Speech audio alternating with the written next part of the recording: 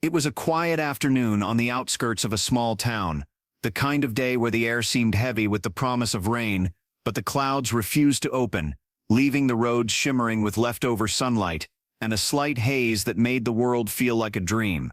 Three siblings walked together along the gravel shoulder of the main highway, identical in their curious glances, their laughter, and the way their steps fell into rhythm without effort.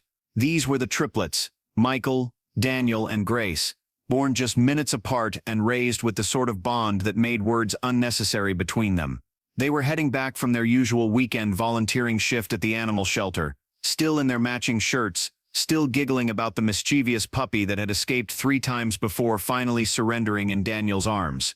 Life for them was full of small joys, little things that stitched together into something much larger, but on this day fate had woven a thread none of them expected, and the hum of an approaching car was the first stitch. The sound came fast, a roar of an engine followed by the screech of brakes and then a deafening crash as metal twisted and glass shattered in the distance. Their laughter stopped instantly, replaced by wide-eyed fear. The three looked at one another in perfect synchrony, as if asking silently if they had really heard what they thought they had, but they didn't hesitate for long. Michael ran first, Grace followed, Daniel right on her heels.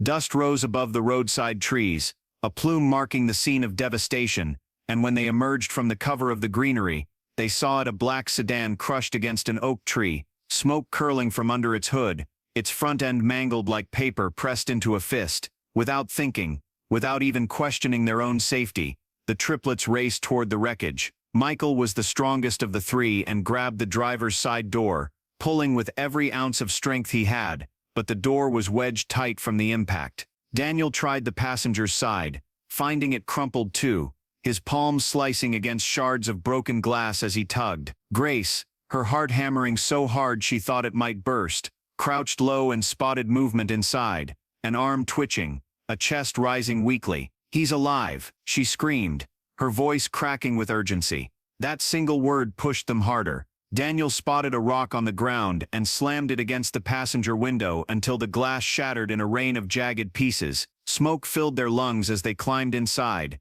and the sight of the man nearly stopped them cold. He was unconscious, his face pale, his breathing shallow, his forehead streaked with blood. But what caught Grace's attention was something deeper, something hauntingly familiar in his features that she couldn't place in that moment of chaos. "Help me pull him out," Daniel shouted, snapping her back to reality. Together the three maneuvered his limp body through the broken window, Michael supporting his shoulders, Daniel holding his legs, Grace clearing the way from the glass so they wouldn't cut him further. They laid him down on the grass just as the first sparks of flame licked the edge of the car's hood. A moment later, the vehicle erupted in flames, a boom so loud it rattled their bones. The triplets staggered back, breathless, faces smudged with soot and adrenaline surging through their veins. They had saved him seconds before it was too late. As sirens wailed in the distance, growing louder with each passing heartbeat, Grace knelt beside the stranger, brushing his hair back from his forehead. His eyes fluttered open, dazed and unfocused,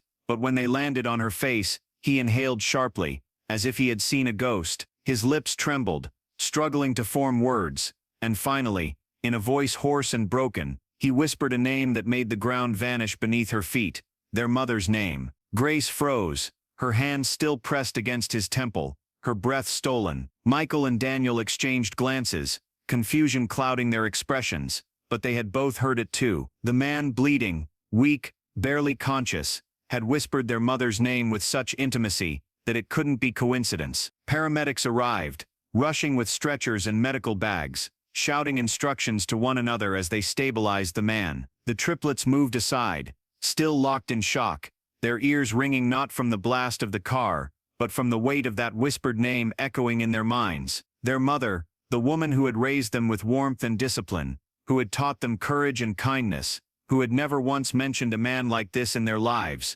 suddenly felt like a mystery wrapped in someone else's story. The ambulance doors closed, and the man was whisked away, leaving the three of them standing in the fading light, hearts pounding, lives changed in the span of minutes. At the hospital, the sterile smell of disinfectant and the constant beep of machines filled the air, as the triplets sat in the waiting room, restless, replaying the moment over and over. Grace kept hearing her mother's name, leaving his lips, each time sending chills down her spine. When at last a nurse came to tell them that the man was stable but needed rest, they pushed forward, demanding to see him. Rules bent under the urgency in their eyes, and they were led into the room where he lay pale but alive, an oxygen tube under his nose, bandages wrapping his head. Slowly, his eyes opened again, and when he saw them, a strange mixture of relief and sorrow washed over his face. He whispered their mother's name once more, stronger this time, and then added words that shattered the fragile balance of their world. "I knew her. I loved her." Michael felt his knees weaken. Daniel clenched his fists. Grace leaned closer, unable to stop the tears from spilling. Questions poured out in a torrent. "Who are you? How do you know her? Why her name?" But the man lifted a trembling hand, silencing them. With halting breaths he explained that long before they were born, before the life they knew had even taken shape, he and their mother had shared a bond, a love that had ended not in betrayal, but in circumstances too complex for them to understand. He had gone away, carrying her memory with him, never knowing she had children, never knowing fate would throw him into their lives, on a road lined with trees and tragedy. The triplets listened, torn between disbelief and an aching hope, that maybe, just maybe, the missing pieces of their family's puzzle were finally revealing themselves. Outside the window rain finally began to fall, heavy drops streaking the glass, as if the world itself wept with them. The man's voice grew weaker,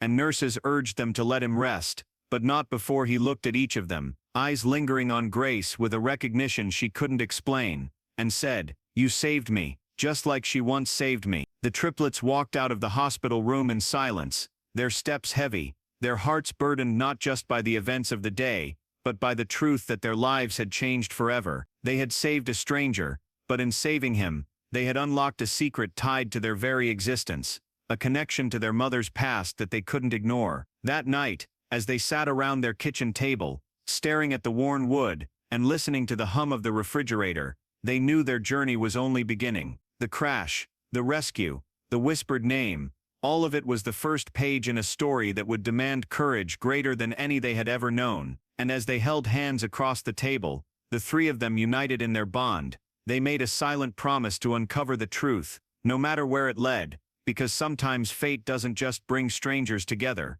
it reveals the family you never knew you had. If you enjoyed this story, don't forget to like the video, subscribe to the channel for more stories like this, and leave a comment sharing your thoughts.